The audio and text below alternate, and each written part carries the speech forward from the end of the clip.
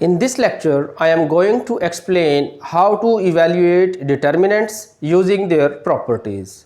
In my last lecture, I have discussed the properties of determinants which are useful in their evaluation. तो अपने last lecture में मैंने जो properties discuss की थी उनमें से दो प्रॉपर्टीज़ मैं यहाँ पर अप्लाई करूँगा स्पेसिफिकली। एक ये कि वहाँ पर मैंने बताया था कि किसी भी रो को किसी दूसरी रो में आप ऐड या सब्ट्रैक्ट कर सकते हैं और इसका मल्टीपल भी ऐड या सब्ट्रैक्ट कर सकते हैं। इसी तरह किसी भी कॉलम को किसी दूसरे कॉलम में ऐड या सब्ट्रैक्ट किसी मल्टीपल के साथ भी कर सकते हैं। मैंने एक क्वेश्चन यहाँ पर लिखा है जो कि Punjab text book new syllabus 4.2 exercise से मैंने पिक किया है। तो इस डिटर्मिनेंट को हमने प्रूव करना है कि ये 3a + b × b² है। तो आप देख सकते हैं कि कॉलम 1, कॉलम 2, कॉलम 3 तीनों कॉलम्स में 3a जो है वो मौजूद है। तो हम कॉलम 2 और कॉलम 3 को कॉलम 1 में ऐड कर लेते हैं। C1 + C2 + C3 और लिखने की तरतीब का भी ख्याल रखें कि C2 और C3 मींस कॉलम 2 और कॉलम 3 को हम कॉलम 1 में ऐड करना चाहते हैं। तो लिखना आपने इस अंदाज में। इसी तरह कॉलम 1 में column 2 a + b + a + a + b और कॉलम 2 और कॉलम 3 एज इट इज़ रहेगा। सो a + a + a, so 3a + b, 3a + b and 3a + b। इसको हम कॉलम 1 से कॉमन ले लेते हैं और ये भी जो है डिटर्मिनेंट की प्रॉपर्टी है कि आप किसी भी कॉलम से कॉमन ले सकते हैं या किसी भी रो से कॉमन ले सकते हैं। नेक्स्ट, ये जो दो एंट्रीज हैं कॉलम 1 में, इनको हम 0 कर देते हैं। Row 2 - row 1 and row 3 - row 1। This is equal to 3a + b 1a 0। और आपको पता है कि डिटर्मिनेंट्स में जो माइनस का अमल है वो ऐसे करते हैं 1 - 1 मींस रो 2 - रो 1 करेंगे तो आपने कोरेस्पोंडिंग एंट्रीज को माइनस करना है। a + b - a is b, a - a 0 and 1 - 1 a -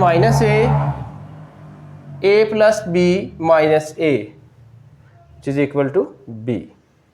Now expanding through column 1 we get 3a + b into b 0 0 b which is equal to b² into 3a + b which is our right hand side. तो इस तरह से determinants की जो properties हैं उनको use करके हम डिटर्मिनेंट्स को इवैल्यूएट कर सकते हैं। Now we solve another example using properties of determinants. तो उसके लिए मैंने एक और एग्जांपल यहाँ पर लिख ली है। अगर हम रो 2 को रो 1 में ऐड कर दें means row 1 + row 2 we get x + y + z in row 1. Now taking common x + y + z from row 1,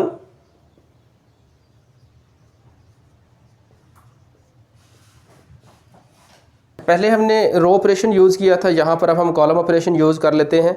means ये जो दो एंट्रीज़ हैं इनको हम 0 कर लेते हैं using C2 - C1 and C3 - C1। x + y + z into 1x x²। अब सब्ट्रैक्ट कैसे करना है मैंने पहले भी बताया था कि कोरेस्पोंडिंग एंट्रीज को आपने सब्ट्रैक्ट करना है। सो 1 - 1 is 0, y - x and y² - x²। Similarly C3 - C1 1 - 1 z - x and z² - x²। Now expanding through row 1, we get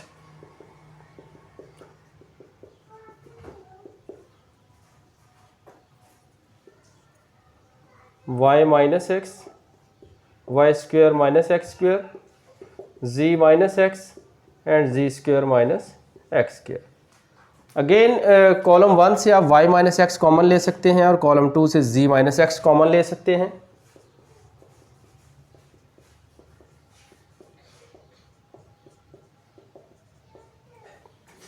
And we are left with 1 y plus x, 1 z plus x.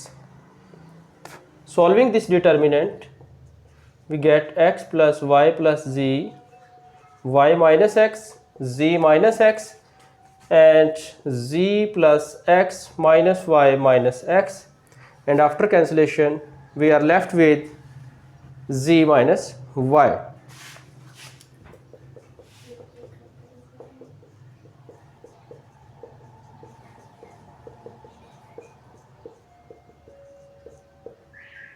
This is our final answer.